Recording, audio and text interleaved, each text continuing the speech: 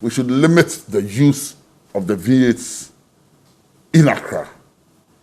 So if we are going to provide them with duty post vehicles, if he's in Accra and he's attending to Parliament, he doesn't need a V8. But what if that's the only car that's available to him? That is what I'm saying. We need to make 2 cars. If we are giving deputy ministers 2 vehicles, and we are giving ministers 2 vehicles, the MP's role is equally as important as that of the minister. What happens to an MP who is a minister or a deputy minister? Just like what happens to their salaries when you're an MP and you're a minister. We could still reach that compromise. So if you're a minister and you're an MP, then you don't need a duty post vehicle. But you see, the duty post vehicle should be tied to the constituency. Okay. You understand? If it is tied to the constituency, it solves all this problem. So that if you're a minister and you're an MP, then you will use the vehicles from the constituency. Then the ministry does not have to waste its time in allocating a vehicle to you. And so for you, Parliament should not approve this request that's been put forward by the Finance Ministry? For now, you don't make laws or you don't advocate for laws that will take effect, retrospective effects, no. So for now, if the loan has been brought, I have no difficulties now because that has been the norm. But going forward, the Ghanaian people are not happy. They represent us. So if we are not happy about something, governance is about what the people want to engage in. So if the people are not happy, then I believe that the time has come for us to have a national discussion on the way forward. And these are my suggestions. And I believe that this is what, if I know that there is a duty post vehicle for my MP, and that he's not going to take loans that I am going to pay for, and then when he's going home, he takes the car and goes home with it, and he's paid ex gratia. It becomes too much.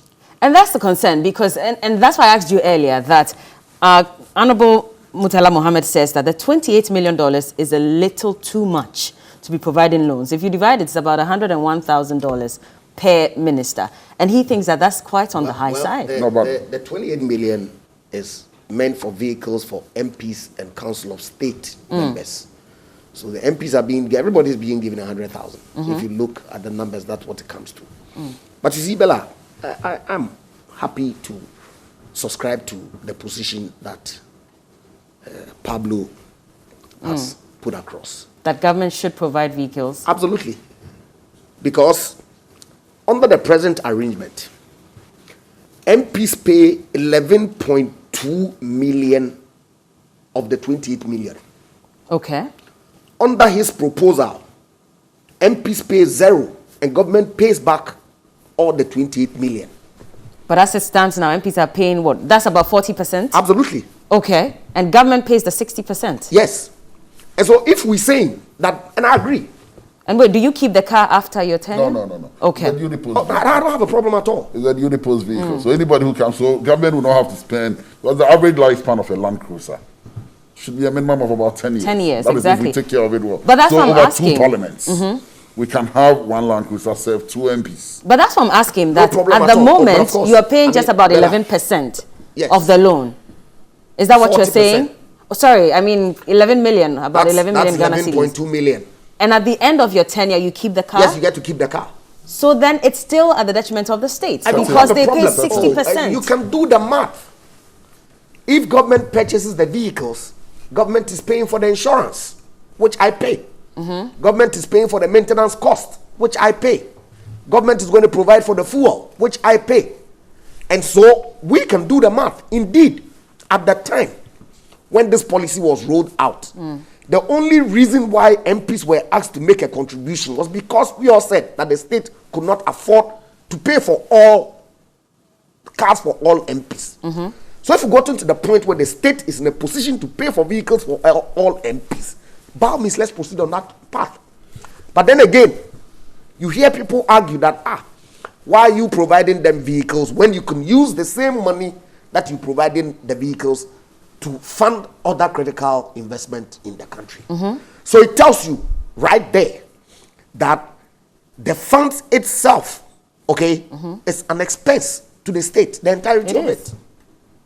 So it cannot be. In fact, MPs are making a huge sacrifice. And it's not fair. It is not? Absolutely, it's not fair. Could we not use that money to fix the road so that maybe MPs will not need to even buy a V8? Because we've had instances where MPs have said that the reason why they even have to purchase a V8 is because of the deplorable nature of our roads. But you see, I don't have a problem. people in parliament, the legislature, the executive, they seem to be enjoying, but the regular Ghanaian that they represent would have to go through those bad roads in very horrible vehicles.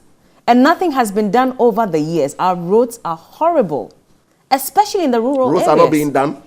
But most of our roads are horrible. So you think in the rural areas? The road was not built in a day. Ghana, 10 years ago, is not the same today.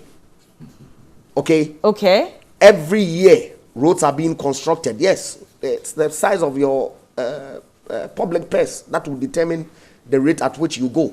Can we all endure the bad roads until it's fixed? I don't have a problem. Bella, I'm not arguing with you on this matter.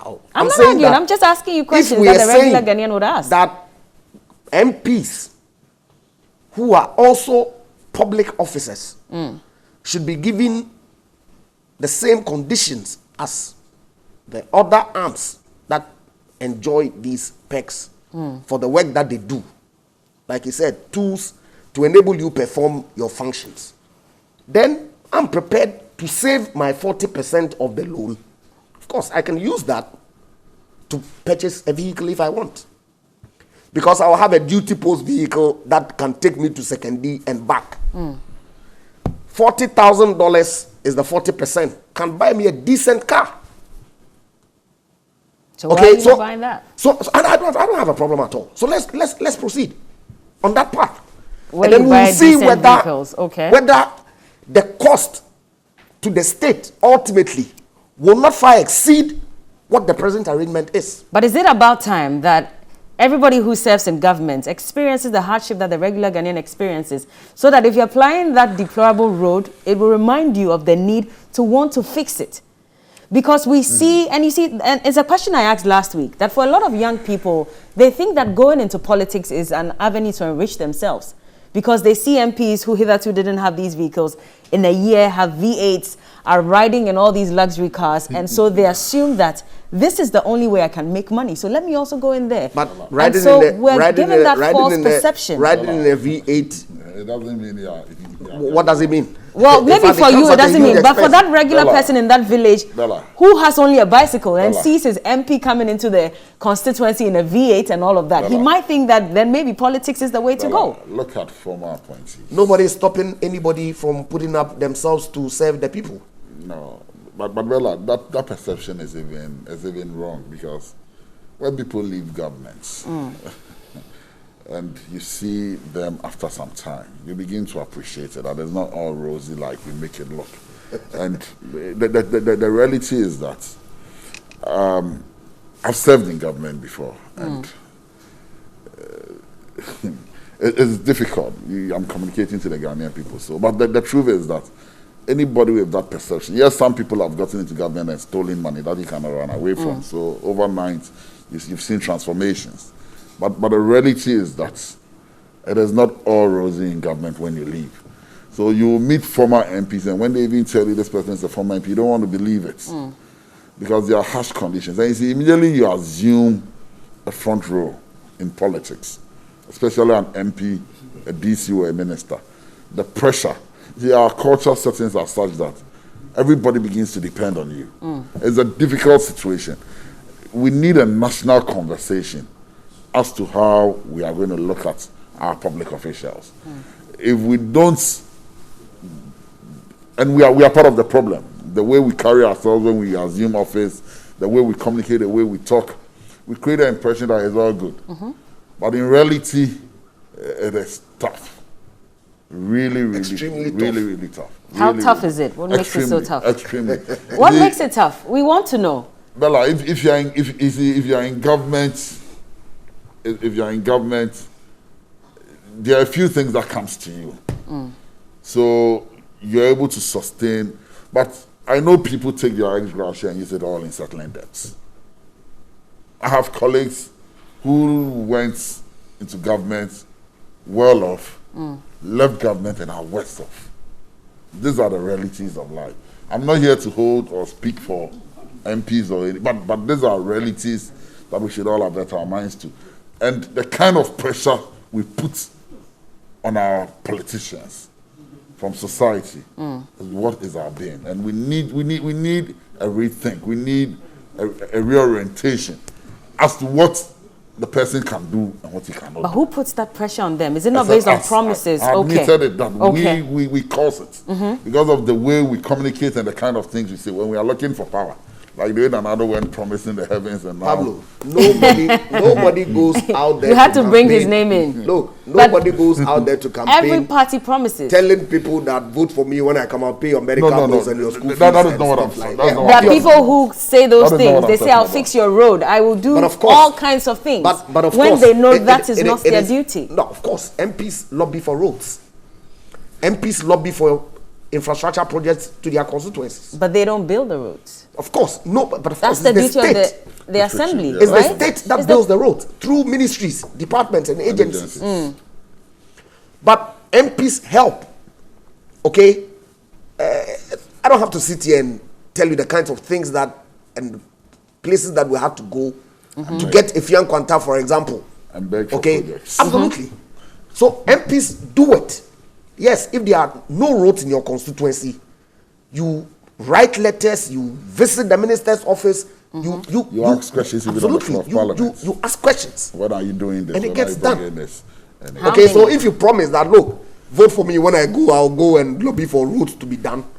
That's no crime. And after 4 years, the roads are not done, but But you of are course, riding in a V8. if there are no budgetary provisions that can cover the entirety of all the roads in Ghana, then it's expected that not every MP would get his road done within a certain time frame. But you are very It much happens. aware of that. But then you raise the hopes of the locals. And that is why most of them will vote, But, because Bella, they believe that how are you very there much would be aware of some that? development. It's only when you make a representation that you can then determine whether the representations that you've made would be attended to and funds provided for or not.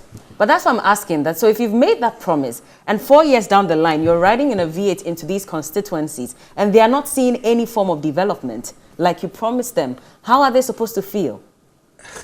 And that's the question I'm asking you. So And it's a question that Ghanaians are asking as well. So, of course, roads are being done in other places. Well, but my constituency matters to me. so And so what if it's it being done is somewhere if- else, but I'm not getting that level If of there's development. clear plan of a certain program that is being rolled out, but it hasn't gotten to your 10, obviously you need to be able to tell the people that, look, yes, this is where we've gotten to, and that, yes, we couldn't get it in the first 4 years, but there's assurances that in the next period, the roads will be done. And in some cases, they get done. In some cases, the funds are not sufficient to go around, and so they don't get done. But progressively, roads are being done in many communities in this country. Okay, my next question to you, Lawyer Mensah, is that now that you're deputy minister, that means that you're also open to receiving vehicles, official vehicles for your work. I expect that I would be That given a would vehicle happen. too. Yes. And you still look forward to taking a loan if this is approved in Parliament? If I need it, yeah, of course, the loans have the deductions have already started, and so I'm going to take it. But would you need it? Yes, I would need it. On what basis? Because you already have a car, No. which you took No, a loan Bella, for. Bella. why? I 4 have a years family. ago. Oh, I'm just asking. Bella, with a And minister, I'm the supposed to president go can to my disappoint constituency. you any day, any How time. can he disappoint you in but what of course, sense? The president Can can do a change reshuffle you. He can do tomorrow. a reshuffle tomorrow. Oh, but until then, that's what I'm asking. That's until why if then. you're a minister, you are receiving You see- two vehicles, you see, right? until- you're an MP, you already have a vehicle as well. Until Are you we going have- to take the until- loan as Until well? we have duty post vehicles for MPs. Until we do have duty post vehicles for MPs. I don't think this question would be fair to a deputy minister or a minister. Because you see, you are the beck and call of the president. Okay. He gets home and his wife upsets him. He says, I don't like the face of this minister and you are gone. So he still will carry on his role as an MP. So That's your what first duty. That is your first duty anyway. And once he sits there and everybody is collecting, I'm sure he definitely collects. Okay, I like that you're both agreeing on this. I'll see No, if you'll no. agree on the next No. on the next one as well, with regards to payment of salaries for first and second ladies. And well, last week we spoke about it, but there was a release from former President John Dramani Mahama, and he said that attempts to sneak spouses of President and VP into Article 71 holders, office holders group, problematic, because as we all know, the first and second ladies are not part of the Article 71 office holders. We have the president, the vice president, we have the ministers, and you know, there's a whole list of people who are supposed to receive salaries for work done as government officials. Now, last week, we of course got that statement that indicated that the president had okayed the payment of first and second ladies who prior to that were receiving allowances and have been receiving allowances since former First Lady Nana Akufo-Addo Rawlings' time. Now we're being told that it has to be official and it's going to be made official. And many people have questioned why this has even come to the fore. Again, the question of timing. Is it the right time to be spending this much money as well on first and second ladies? Now, the TUC has released a statement and they're saying that the spouses do not have any defined roles and so they cannot be paid salaries. And I'll start with you, Lawyer Mesa. I want to know what you think about this. Should they be paid salaries or not? You see, are they being paid salaries? When you ask that, I'm trying to understand. We know they get allowances as first and second ladies. And I'm asking whether the first and second ladies today and in the past, per the report, are being paid salaries. I have a copy of the report here. Okay. Are they being paid salaries? No, I need an answer. No, but I'm not here to answer questions. I'm the one asking you those questions. See, so you make your Bella, point. I began to read the statement that had been issued by the former president. But I didn't finish. But wherever I got to, I was extremely disappointed in him. Why? Because, as usual, the hypocrisy on the part of we politicians. Look, I think rather than condemning the committee and the recommendations that were made that Parliament adopted, we should commend them. Why so? For being bold. Have you read the report? And I'm coming there. For being bold to say that, look, these under the table payments that we've been making from sometime 2000, that we all find okay, should rather be brought onto the table and make it transparent. So everybody then gets to know that, oh, our first ladies, present and past, are supported by the state as benefits to the presidents that they were married to. So essentially, what the recommendation from the committee was to include allowances for the president for the benefit of the spouse. That's all. Formalize an already existing process. Look, I don't have a problem where we stick to the truth but disagree on whether the truth ought to be continued or discontinued. But to suggest that the Nana Akufo-Addo's government is doing something untoward. First ladies, are they not, the former first ladies, are they not being given vehicles every 4 years? You are aware? You tell us. No, I'm telling you. Okay.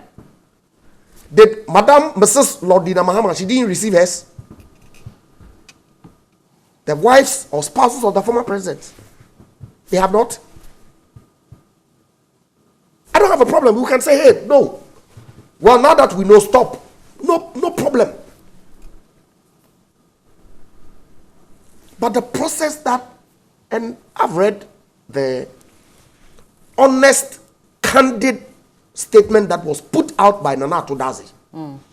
I would have wished that the former president, who has been president before and who under his watch, these payments were made. He seeks to approbate and reprobate in that single statement that he issued. But, I mean, there are concerns that they are not Article 71 office holders. But who says so they are? People are not necessarily against it, Bella, but Bella, they want Bella, this to Bella, be brought to Bella, Parliament. Bella. Let us discuss it in Parliament and agree that, okay, officially, there's going to be a Bella, law that favors this again. Have you read instead the of report? going ahead. No, so you tell me. That's what Okay, I'm asking you. so this is what the committee said. Spouses of sitting and former presidents and vice presidents should be catered for by the state as part of privileges extended to the president stroke vice president. And it goes further. This is the heading. I'll read it. The administration of President Kufuor introduced the extension of courtesies, including payment of monthly allowances to spouses of former heads of state through presidents through vice presidents. Subsequent administrations have continued the gesture and even extended them to incumbent first and second ladies. The gesture remains purely humanitarian to support and, in some cases, rehabilitate former first ladies who were evidently struggling to subsist. However, there is no legal basis for this support. Thus, the committee recommends that the support extended to spouses of presidents, stroke former presidents, stroke vice presidents, stroke former vice presidents be regularized and included in the privileges of presidents, stroke former presidents, stroke vice presidents, stroke former vice presidents. We have accordingly included these allowances at same level as currently pertains in table 7.3 A and B on privileges, benefits, and facilities for the president stroke vice president. By this, has anybody suggested that they are Article 71 office holders? But that is what they're saying, that you are sneaking Bella. it in. No, hold on. These are also views of other people, and they I are do have saying it, but I'm speaking for myself. I'm bringing that in. No, we're having a discourse, are we not? So I'm asking you something. that per this report, are the first lady and second lady and former first ladies and second ladies who are all beneficiaries of the informal and no legal basis payments in the past, are they Article 71 office holders? Are they? You tell But us. listen to the narrative out there. Okay, let me You see, Bella, like I said, now the cat is out of the bag. Ghanaians have become aware of a practice that has existed since 2000. Question is, by that open, transparent disclosure by the committee in their report, should it continue or should be discontinued?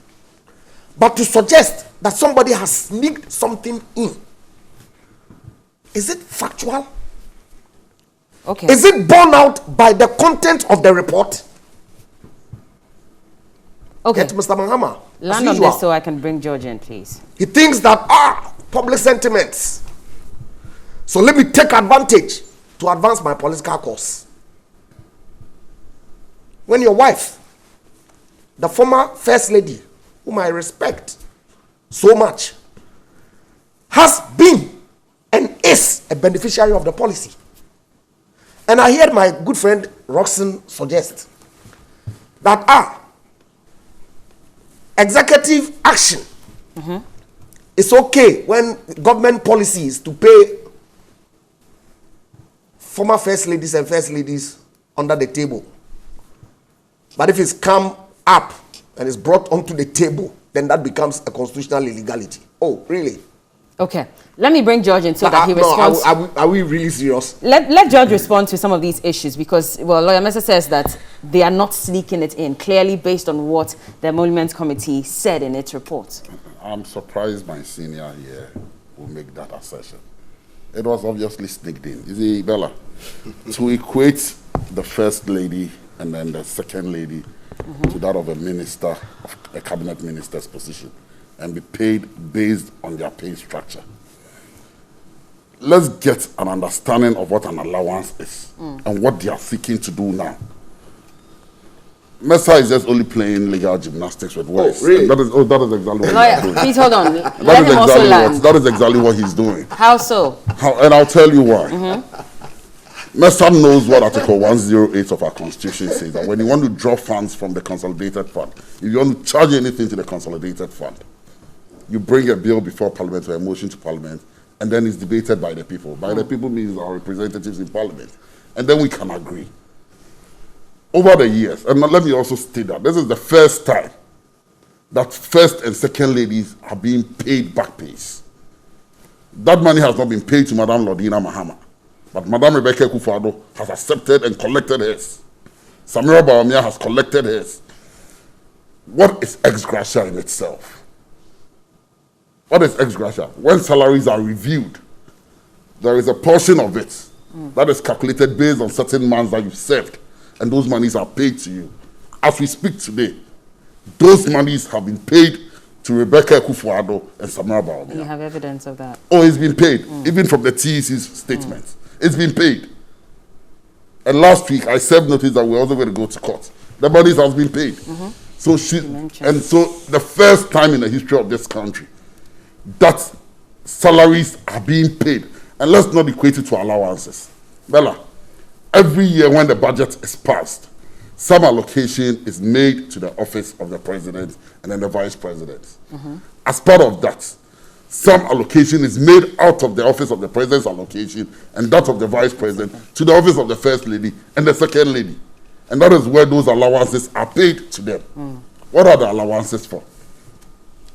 When you are paid an allowance is not a salary. Because you may not have a specified role to play. But immediately they decide to put you on salary and back pay you, then you must show us your job description. That office becomes accountable to you and I. You should be able to know what goes on and what entails in that office. So it is unacceptable. And for Meza to tell us that the report did not put them on Article 71, what was the mandate of the Professor Yan Tianwa Bedu Committee? Their job was to review Article 71 office holders. Am I correct? And any other issue that they saw relating to Article 71 office holders. Is this not? Maybe for some reason, which is why they are asking. And I'm saying that. So if people are saying that they've been put on Article 71, because the mandate of the committee itself, and this is basic, we must understand why the committee was set up. Why were they set up? To review Article 71 office holders, emoluments of Article 71 office holders.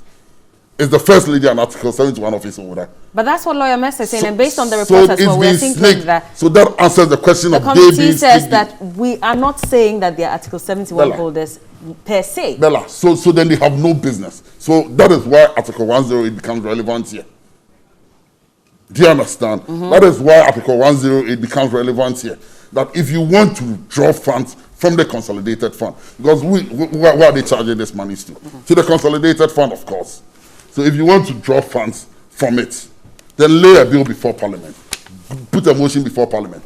Let us debate it like we are doing today. Let our representatives speak to it. And then let it become formal. And let all of us agree that now that we've seen that the roles of the first ladies have become relevant, they are doing A, B, C, D.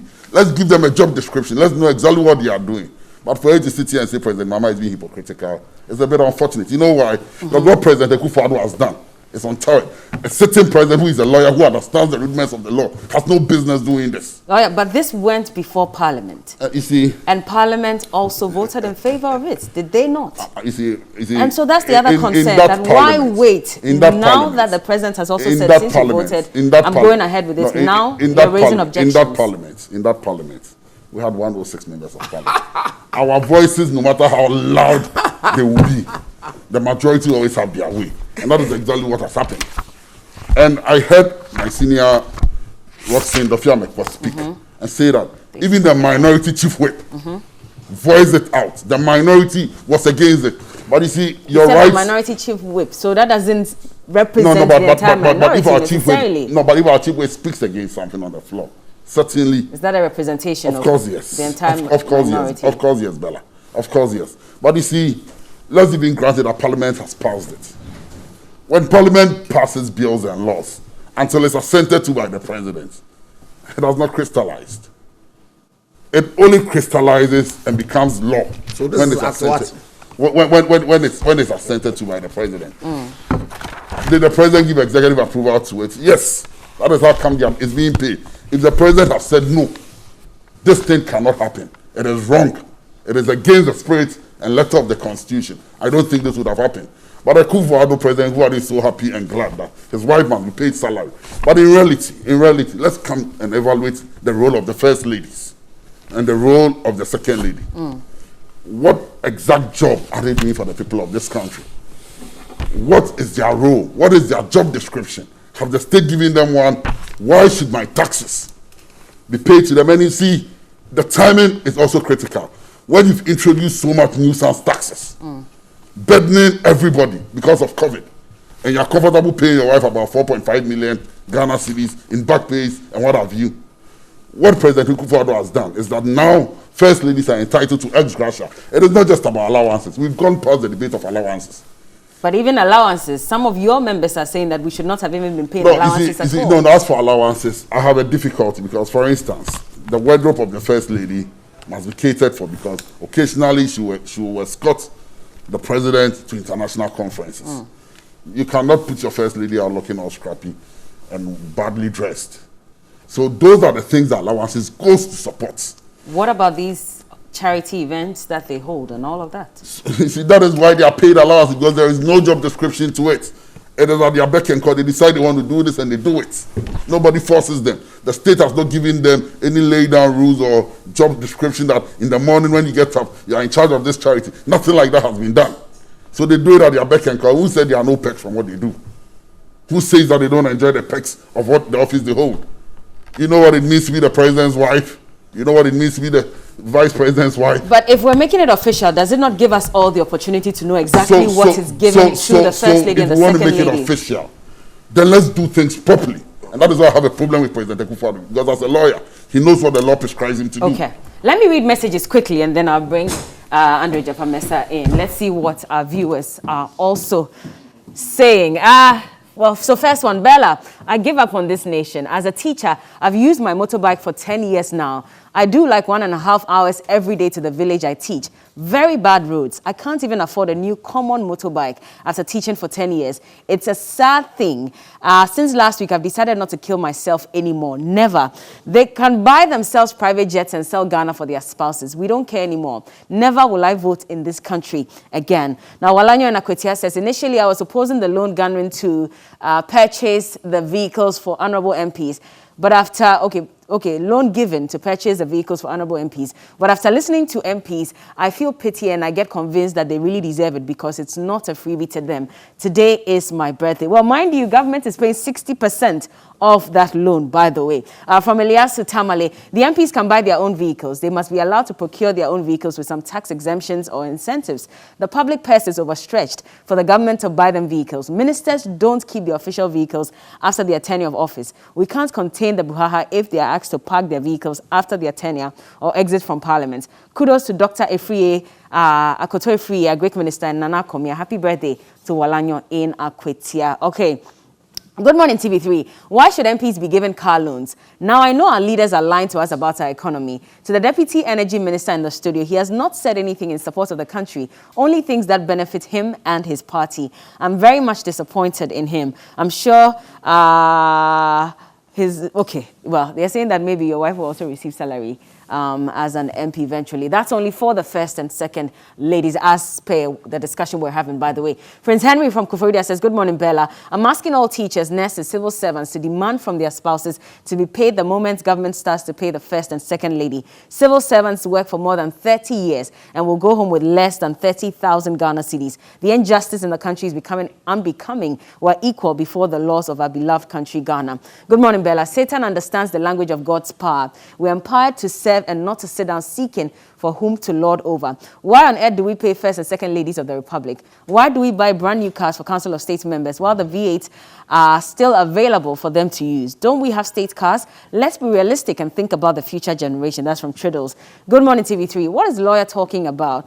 Well, we have two lawyers. Let's see who you're referring to. We all know that the first and second ladies are not Article 71 holders, and for that matter, they don't need to pay such an amount of money. Hajia Mimi. Good morning, Bella and your panelists. I think buying cars for all the MPs is not justified. Can we therefore say that all public sector workers should be provided with means or provide them with loans? This must stop. That's Moses Awin in Sandema.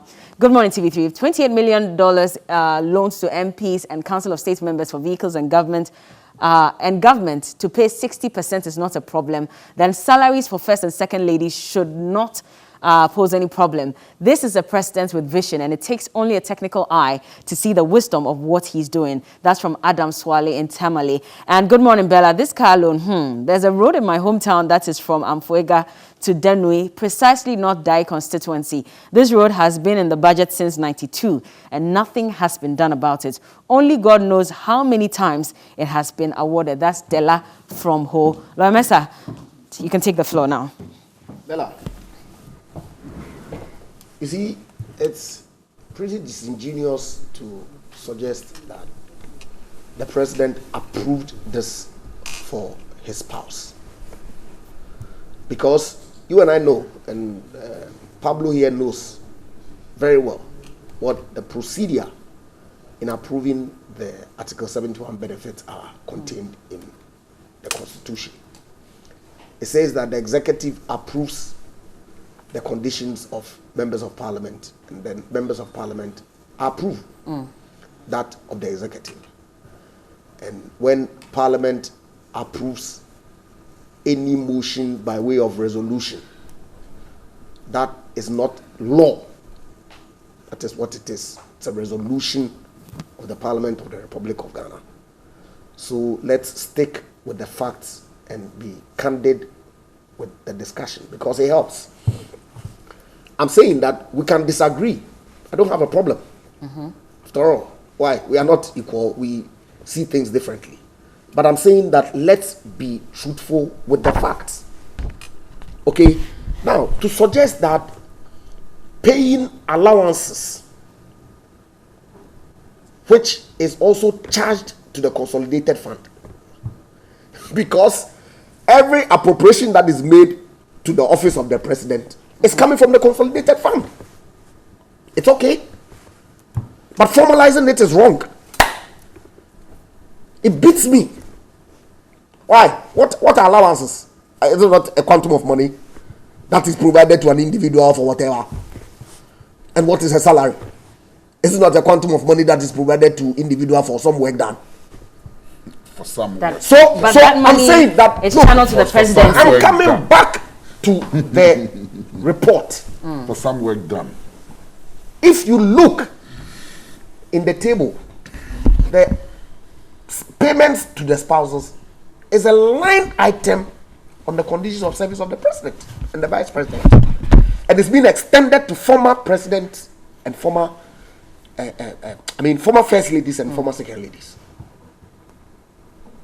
The report says that these payments already exist, and they are recommending that they be formalized as pertains. But why? And he asked the question, that why should it be backdated? Exactly. Bella, should it be I'm not. backdated? Look, the president's conditions of service, okay, and same with every other person on Article 71. It's unfortunate it takes up to the end of 4 years. So now they are on under Hold on, 71. no, I said the Hold on, president. It's unfortunate that our conditions of service under the 7th Parliament was approved in December 2020.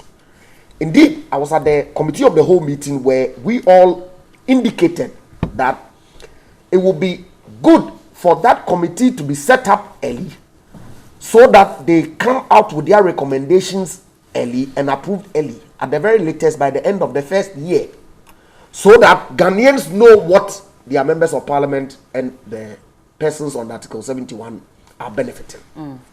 This was approved in December. And so the president's condition that allowances be paid to spouses as approved by parliament will start from the commencement of the term of the office of the president. Just like my salary that I'm taking today is on account until the committee approves the salaries that are attached to the office of member of parliament from 2021 to 2024. At any point that that approval comes, whatever amounts that would be added to my previous salary will be paid to me from 7th January 2021. Same with everybody. So why single that out if you're not seeking to play only mischief? And indeed, if it's an allowance that or a salary that is being applied to all the people in that category, would Mrs. Akufo-Addo be the only beneficiary? But as it stands now, she and Samira are the only beneficiaries. Ladina Mahama has not been paid, and no other first lady has been paid. And you think that they should extend it if they're backdating payments? If the argument is anything to go by, and it is not just to satisfy President Akufo-Addo's wife and Dr. Bawumia's wife. But that would be unfair to say that this is supposed to why satisfy them. Why have you paid one group? You claim it is for all former. Of course, that these payments have been made. Yes, the proof. Well, yes. and I'll just read a bit of what the payments TUC also said. Payments have been made. About I'm not aware. And I'm telling you, if they have been paid, why not? They have been paid. So how come they've not paid the others then? I am not in a position to So confirm whether there is no good faith. But I won't be surprised. There is no good faith. Persons But anyway, in that category may have received yes, but they will still come out and speak as if to say no. But even Nadu has said she's not interested in it. Yes. And President Mahama, she's been receiving it in the past. Yeah. No, you see, the allowance. No, was she taking allowance? She's been receiving it until it became an issue yesterday. Let's distinguish between allowances. It's the same. And then it's never the same. Is it the same? It is never the same. I'm saying that. It is never the same. Bella, the devil is in the detail. No, but if we're saying let's make it official, hold on. Read the report. They were receiving allowances already. So when you say let's make it official, exactly, what does that mean? What it means is that you've been paid under the table in the past. No. The allowance was not under the table. But I mean, Ghanaians have always known that allowances were being paid anyway. You knew? Yeah. I didn't know. Okay. You didn't know? How was I supposed to know? I don't work in the executive. I've never worked in the presidency. I wouldn't know, and I didn't know. They are now being paid until this report. That is why people are asking. Transparency. One person at a time, please. For all of us to know that these allowances have been paid since 2000. All right, under the table. On this for me. And that now a recommendation has come for that process to be formalized. George, finalize. Bella, 10 seconds so we can just get you to speak to your... They exceeded their mandate. They didn't have the power to include them and Article 71 office holders. They are not Article 71 office holders, and they have no business being placed there and even being equated to that of ministers. Until a job description is attached to their role, and we are told. And then under Article 108, they go before Parliament properly, and then we all agree that going forward, this is what we must do. The president got it wrong. They should refund the money back to the state. Else, any other government that comes will take that money back from them. All right. I want you to speak to our audience and, of course, to people that you also appeal to directly. Speak to them. The Ghana Statistical Service says they're doing another 1 week of mop-up for the census. And there are people who are not availing themselves to be counted. Speak to your people, please, and encourage them. I believe that population census is an important aspect of national planning, and everybody should avail themselves to be counted. I'm still waiting to be counted. My house was counted, but I have not been counted. So we are waiting for the enumerators to come and count us. But everybody out there should participate in it, because this is what is going to help in planning our country and going forward, the kind of requirements that we need. So make yourself available. All right. Mesa, speak to your constituents. Of course. I mean, if we don't know the number of people who are resident in this country, Ghanaian, non-Ghanaian, then obviously the services that we all expect the state to provide would be lacking some way, somehow, because you wouldn't have the data that will enable you effect an appropriate planning scheme. So I will urge all Ghanaians who so far have not been counted, who for some reason are not availing themselves to do so. It's in our collective interest that we all get counted. I haven't been counted too. And so I expect the census officers in the, working in the Labadi area to try and expedite so that by the close of the extended period, all of us would have been captured. Yeah. All right. Definitely avail yourself to be counted. And thank you so much to my guest this morning, lawyer Andre Japap Mensah, is the MP for Second D constituency and also the Deputy Minister for Energy, and also lawyer George Opariado is the National Youth Organizer of the NDC. Later, we'll be having a conversation with Peter Antipati of IFES. He has conducted a study on teachers across the country and how they were affected by COVID-19. And he says that it's time for us to pay attention to their psychosocial needs. What exactly are those recommendations that IFES has put together in its report? We'll talk about that and more. Sports, entertainment, so much more right here on TV3 Newday. Join us on social media. The hashtag is TV3 Newday. We'll be right back.